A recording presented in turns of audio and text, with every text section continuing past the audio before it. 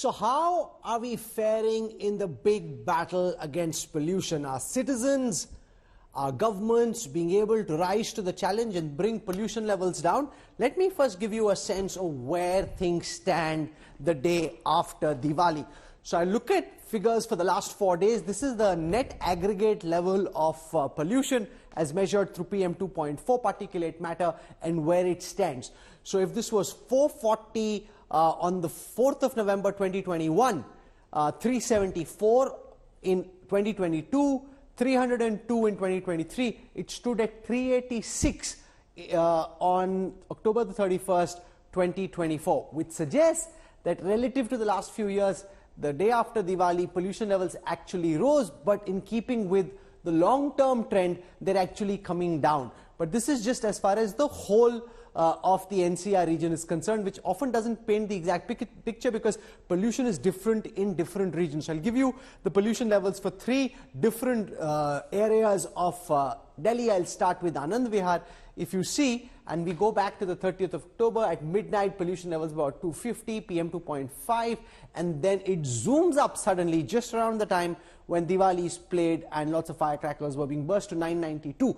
The good thing though is that it comes down on the 1st of November at around 1 p.m. to 122, and the reason that happens is because it's relatively hotter now than it usually is around Diwali, as a result of which the pollutant particulate matter doesn't get together in the atmosphere right above the surface. It actually dissipates, and as a result of that, the pollution doesn't hang. The pataka pollution actually just goes into the skies, as it were. This is now Wazirpur, where again we see a similar trend. Pollution here higher than it was in Anand Vihar in the build-up to Deepavali, and suddenly in the evening of Deepavali on the 31st of October, it goes up to 603, and then mercifully it comes down to 124, which is very low given the fact that this is the day after Diwali. I want to come now to Okhla. In Okhla, again, the pollution level relatively calm. Now, the reason that we're having this discussion is to actually look at whether we are winning this war against pollution, or is it too early to get excited? Is this just to do with the heat? Is it to do with the time of the year when Deepavali is being celebrated? Here again, pollution levels relative to how they are around Diwali quite low. They zoom up around the time people are going and bursting crackers, going up to 904. In many years, our viewers would recall, for several days after Diwali, pollution used to be in this range. From there, it's actually come down to 97, which frankly is quite remarkable. So I'll hold this for a moment as I go across and introduce you to our guests joining us for this broadcast, starting with Anumita Roychowdhury, Executive Director for Research and Advocacy at the Center for Science and Environment. I have Abhishek Kar, Senior Program Lead, Council on Energy, Environment and Water, representing our political parties. We have Sardar R.P. Singh, National Spokesperson for the BJP. Priyanka Kakkad represents the Aam Aadmi Party. I want to go across to the expert first. Anumita Roychowdhury, happy Deepavali, welcome. I'm quite shocked. I thought there was a mistake in the data when I first saw it early this morning. Pollution levels the morning after Deepavali coming down. I have a few theories of my own, but I'm hardly an expert on pollution. So since you are, why don't you explain why pollution really... There were a lot of firecrackers burst. So it's not as if people became more conscious and burst lesser crackers. Crackers were still burst. Pollution's come down. What's really going on? First, happy Diwali, Rahul, and everyone. Now, what you have pointed out, Rahul, absolutely right. Now, what is unique about the Diwali this year is, one, that it is happening when it's still warm. And this year particularly, we know that October is turning out to be one of the warmest October for some time. Now, keeping that in mind, when it's warm and hot and not so cold as it usually gets during winter, what happens that the ventilation, natural ventilation, is much more efficient. You have a lot more wind in the city to blow the pollution away, and therefore the build-up doesn't happen the way it usually happens when you have the inversion and a lot of calm, quiet conditions when there is no wind in the city. Now, having said that, during this Diwali particularly, what we have noticed that there was more or less quite an even level during the day. In fact, the afternoons was quite poor level. Of course, that's not good, but very rapid build-up happened late evening and early and at midnight when it actually hit the severe level. But the dissipation, the morning after, has happened much faster. Now, here there are 2 points I really want to highlight. One, of course, what we have already understood. That is the warmer part, lot more wind, better ventilation, and therefore the concentration hasn't built up. But let us still a word of caution here. We have looked at the pollution levels throughout the October this year, and what we have found that even when you have favorable meteorological conditions, even when the contribution of farm fires have been less than 1% or even 3%, despite that, number of poor days and very poor days this October has been higher than the previous years. And this means that the contribution of the local pollution and the regional pollution is really very high. So even with favorable condition, if you're getting into poor quality and Diwali is just becoming the tipping point for it, that means a lot of problem we have locally and at the regional scale. You make a very important point. Very important point. I want to put that question to Priyanka Kakkar. Before that, I want to show this data. Looked at across the years, across different time bands on the day of Diwali, and what you can see here, and I think this is because when people see the kind of air there is around them, pollution levels low, they say, "Sab changasi, we can do what we want, we can burst as many crackers, we don't need to worry about farm fires, we don't need to worry about vehicular pollutions because it's all under control." Now here's the thing, if you look at 2022, 2023, 2024, pollution levels, and that's the point that Anumita was also making, across different time bands haven't come down. So if you imagine that things are getting substantially better, they aren't. Pollution levels are still across, so if you see last year was frankly better than this year, even though it may not feel like that, but last year was actually better than this year. If you look also at the farm fires, and I'll bring that on our screen right now, there has been some decline in trend in Punjab, but Haryana's had a fair number of farm fires now, parali burning catching up in Punjab as well, which happens in November, and farm fires in Uttar Pradesh and in Madhya Pradesh. The biggest concentration is actually in Madhya Pradesh, which doesn't bother the capital as much and therefore doesn't become as big a controversy. But if you see, farm fires in Madhya Pradesh are also a big issue. But I want Priyanka Kakkar to respond to the point that Anumita Roychowdhury was making about the fact that, this whole campaign earlier that, because people burst crackers, therefore there is pollution, and that is terrible. Even the Aam Aadmi Party encouraging people to to light up diyas.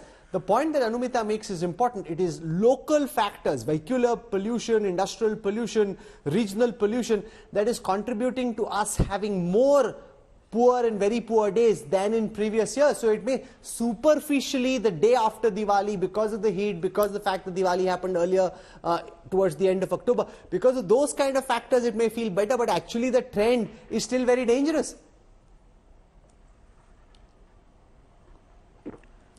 Good evening, Rahul Kanwalji. A very happy Diwali to you and all your viewers. And to you. Rahul Kanwalji, Aam Aadmi Party is the only government in Delhi which has constantly been working against pollution, whether it is short-term goals or long-term measures, whether it is in Punjab, and the results are for all to see. Whether you look at the economic survey report tabled in the Parliament 2022-2023, which notes that there's a reduction in pollution in Delhi up to 31%, whether you hear the Union Minister, Agriculture Union Minister Shri Shivraj Chauhanji's recent bayan, who was also forced to acknowledge that Punjab has done a stupendous job and parali production has reduced. We have constantly worked at these measures, whether it was the EV policy, whether it was scrapping of old vehicles, whether it was the tree transplantation policy, increasing our green cover. We have worked at different levels. There is electricity 24/7, which means that diesel generators are completely prohibited, whether the industry is converting to PNG, whether the shutting down of thermal power plants. The Aam Aadmi Party has been constantly at it. Now there is the NCR region also, which is Satawa with Delhi. We all are aware, and we cannot close our eyes to this fact.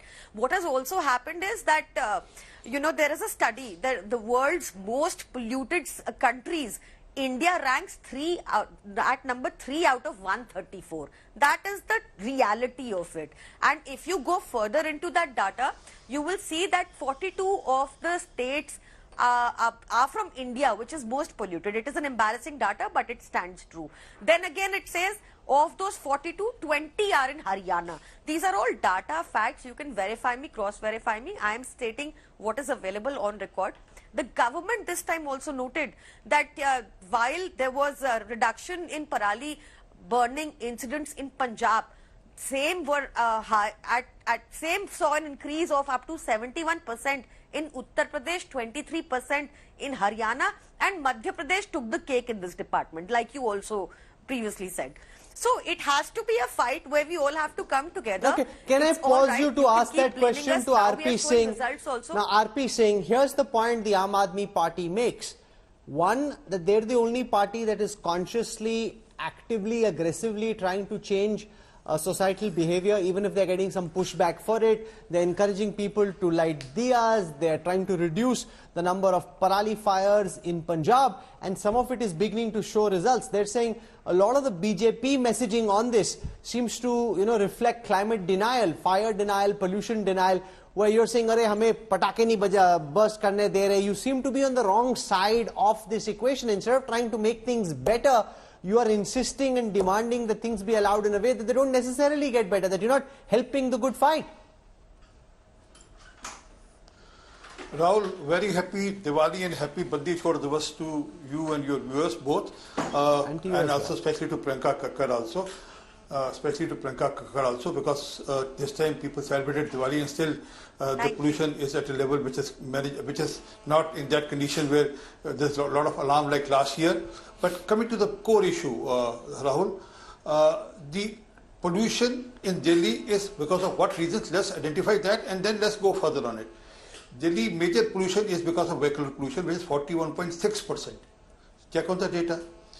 Diwali pollution, the cracker pollution is just 1%. Then is the dust, which is almost 15% and which need to be taken care. Then is the industrial pollution also, which is also a big chunk of the pollution in Delhi. Now, what's happening on all these three fronts, and then I'll come to the Parali issue also. I'll let you know what's happening in Parali, on Parali account in both these states, Haryana and Punjab. And you can add UP Madhya Pradesh, but UP Madhya Pradesh don't affect Delhi because the winds blow in such a fashion that they come from north and move toward east and center, and not that other way around. That's the flow of the winds. Experts will tell you, the meteorological experts can tell you on this. But coming to the issue of what's happening in Delhi, Delhi needed some 15,000 buses 10 years back. The public transport, 15,000 buses.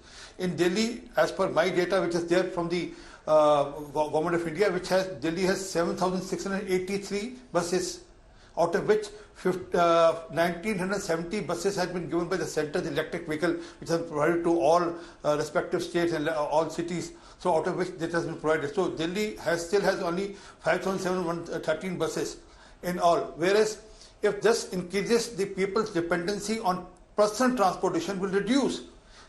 One thing. Secondly, I stay in Rajendranagar in R block. From R block, you have to go to the metro station, which is nearest to Scrollbag. I don't have any mode of transportation. The last mile connectivity, which was to be provided some 6-7 years ago, which was announced that we will provide the last mile connectivity.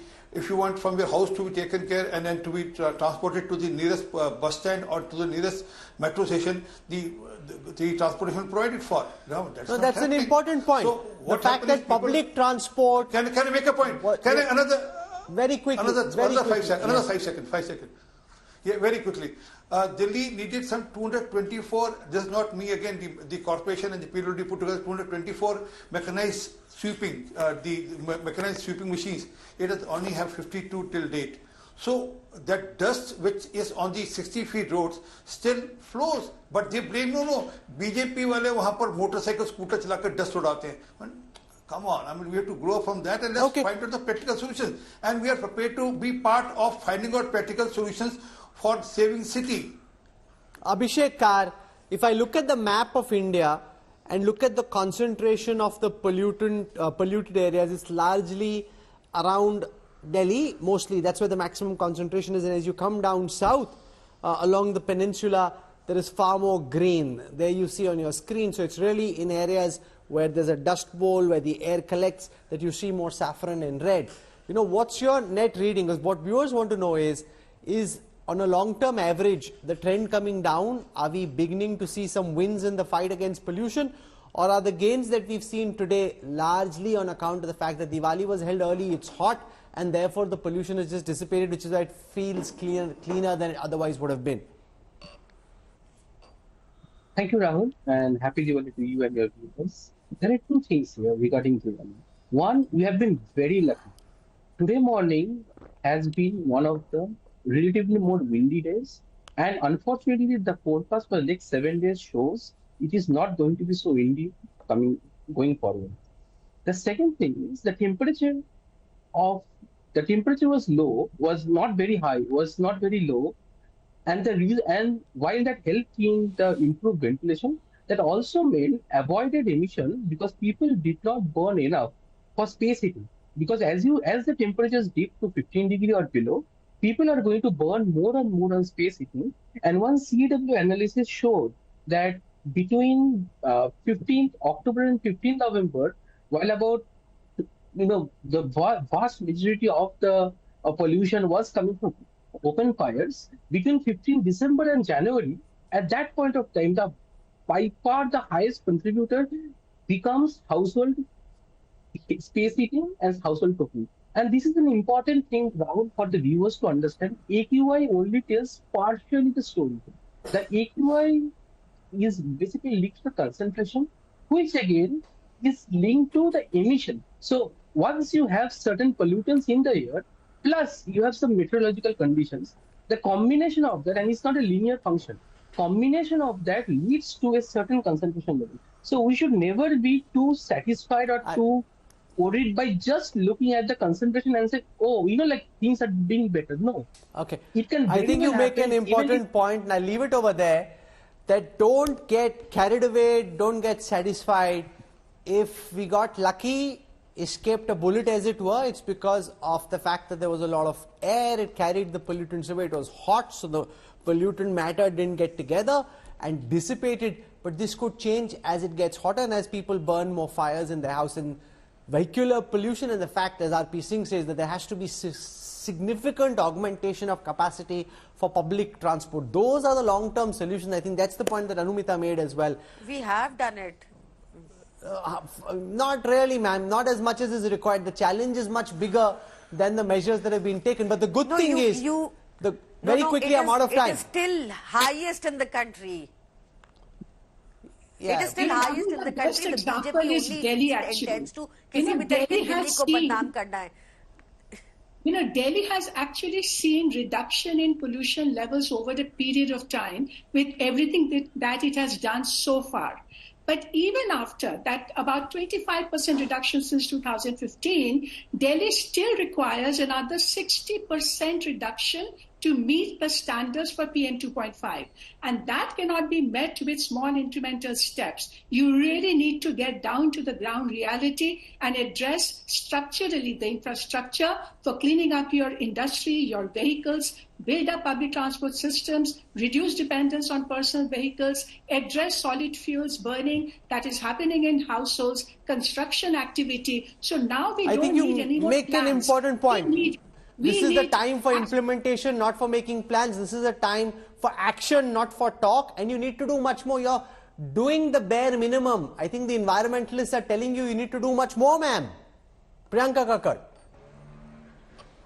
Rahul Kanwalji, I agree with the expert entirely, and I assure you that my government has been constantly at it for the past 10 years. That is why we see this. Of course, we are not satisfied, and we are not saying we've done it all. But you see, there is a state like Uttar Pradesh, NCR, mein jo sata hua hai, and yesterday, the adhikaris of Uttar Pradesh have been seen saying that the pollution is coming from Pakistan. So they need to also be proactive in their approach. I think everybody needs to get out of climate denial. We have been seeking time. Get out of the zone that there is no pollution, it doesn't matter, that you can do whatever you want, it won't make any difference. Because ultimately, all of us are breathing this terrible air, which is why we at the United Group very firmly believe that everything, all citizens, society, government, policymakers, everybody needs to come together to fight this collectively. On that note, I want to thank our guests for joining us. I wish you all a very happy Diwali.